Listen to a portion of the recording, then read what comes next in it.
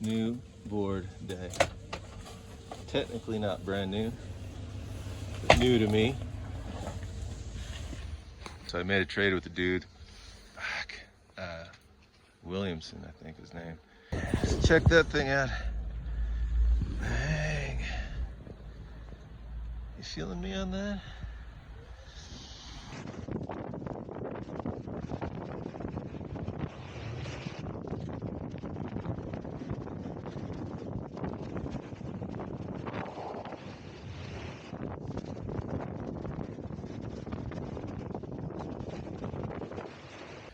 LIbTech Meyham rocket, but it's the redo version, and that was the, because they made the rocket initially in a 157, it was just too small, and this one feels really small. Like it feels like a little, it feels smaller than a, on my feet it feels smaller than a Jamie 160 wide. Myself kind of forward on the board, maybe. I don't know, man, maybe more forward than I should be, but that's just kind of how I do it. I've had it for a couple days before I was able to get it on the snow, and I was just able to check it out in sunlight, and you know, just in terms of top sheets, there's some classics. And this is the deal, man. The Meyham rocket line has had some of the most, like the most badass graphics for fucking shred sticks. Like just good ones, solid ones. This one. Sun came in through the window in the living room and had it on the floor. It was the first time I had seen it in proper sunlight. And I was like, oh my God, it looks exactly like a guitar. It's got a depth to it. You can't see it right now, the light's all flat, but I'm not saying there's metal flake in it, but it acts like it. It's really bright that way. On the rocket. I just put my first lap on it. And it makes a fucking tight little turn, man. Like my first, like loose trucks.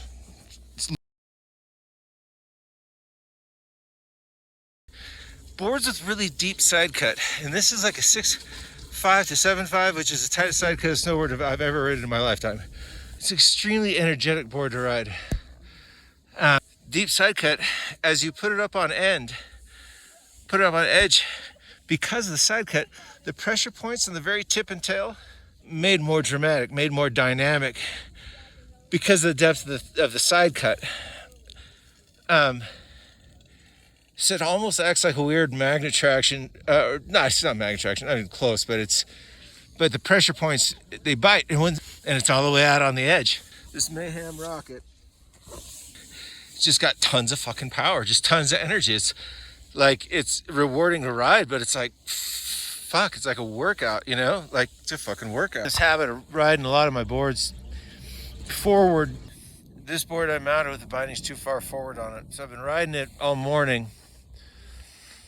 And I kind of been struggling with it, like, fuck, man, I'm kind of fighting it somehow. And it's like, oh, it feels too stiff, and it's just, oh, whatever, you know?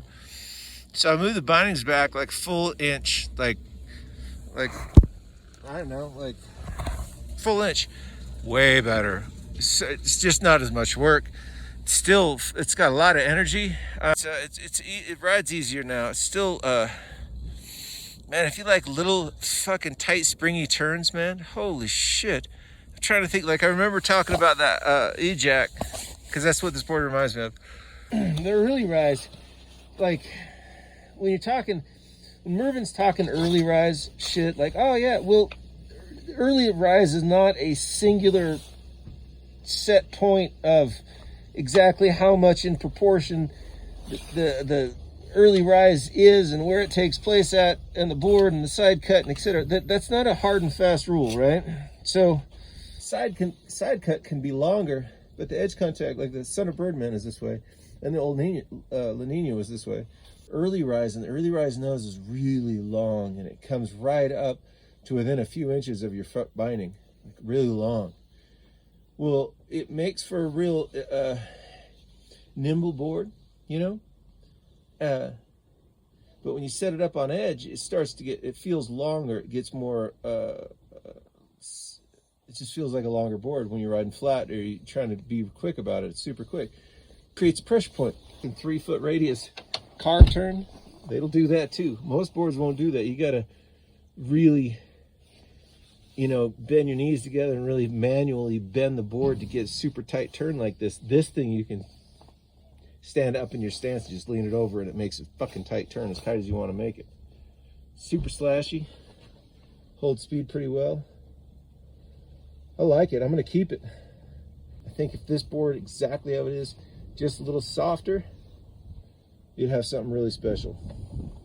That's just day one. I gotta put a couple more days on it.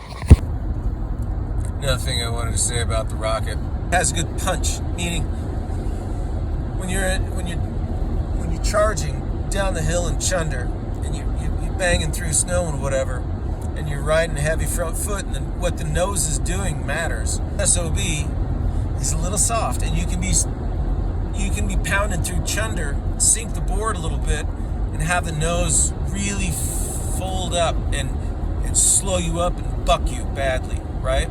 This one is good that way. Like you can drive the front of the board through shit. Like it'll punch, that's my point. It'll punch through shit. It's incredible how tight a little turn it'll make. It's fucking nuts. Little hook turns at the end of shit.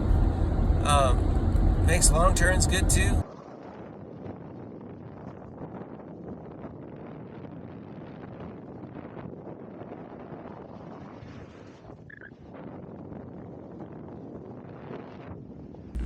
Day 2 on this bad boy, 32, 33 maybe, and it's like proper spring conditions. And one of the things about this Rocket, one of the things I'm seeing in it is it looks like a spring slush fucking destroyer, right?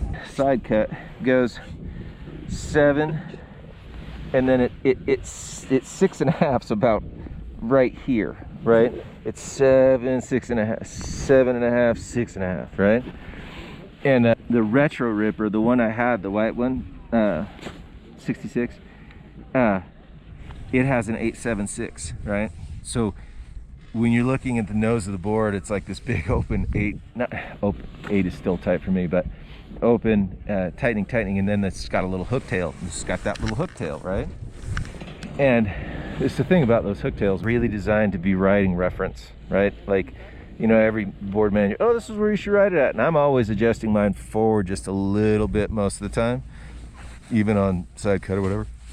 But when they have that hook on the end, like that Retro Ripper had a little bit, those kinds of tails without any taper are really fucking hooky, like really hooky in the rear end. So this board has a shit ton of taper, and and as did the Retro Ripper, but you have to have that taper to compensate for that hooky tail, otherwise it feels like it's catching all the time. It builds energy like really quickly. Like you can be doing a long carve, like open field big carve, but if at the last fucking second of that turn or anywhere in that turn you can lean back and push the tail in and flick it over the fall line wherever you're at, in any part of the turn, that tail is always there to lean back into and get energy and sharpen a turn. Like it's, I don't know how to put it, but it's pretty cool, man. In that hooky tail like that, I think because, you know, it's Biolis or whatever, and his surf mine. I've never talked to the man, but I'm kind of a believer in what he does. Everybody says he's good, so he must be good. Anyway, hooky tails kind of like fins, right? In a way, and just in a mental, like, and like I said, those tails like that are fucking rad. But if you don't pair that tail with enough taper in it, your nose is going to have to be, for as wide as the tail is and how it kicks, nose has got to be wide. Variable side cut and how it's open in the front and tightens up in the back. It's like a sports car. As soon as you have the apex, as soon as you know you can make it, and you got it right, you start feathering the gas back, pedal comes on, right? You don't want to give it too much, it'll kick out. But this has that kick in the tail, allows you to, as you're coming out of a turn, feather in that gas pedal, because it's so responsive, because the side cut is so tight from your rear toe to the tail. It's like it's power curve. It's your ability to slingshot, fucking load like a recurve bull, you know, it fucking boo. If I were to ride the Rocket consecutively for like a week or something, and I went back to a traditional like side cut that didn't have that flare in the rear, that tighter side cut, would I miss it? That's what I'm curious about, because I might grow to like it. You know, I might grow to have it. It's pretty cool. It's good for a dude that likes turns. Like, you just want to go up and make turns all fucking day. That's your gig. This is a board for you, man. It makes all the turns. It's very calm at speed, right? Very relaxed, leaning this board over and not having to like overbend my knees to get the edge to bite. Like, I can just, at speed, you can just kind of stand up a little bit more in your stance and just more lean. The Rocket is a turn finisher. That's what it is. It'll finish your turn for you. It's another board for a specific day. I mean, this whole reason the Retro Ripper was a cool board, but it was such a singular day board that, like, it's cool to have it in your quiver, but putting a board on your foot that is super specific, which I feel like this Rocket is just a little specific carving board. I still like it, and I'm probably going to keep it because there's always a day for it, but it won't be a daily driver by any stretch of imagination.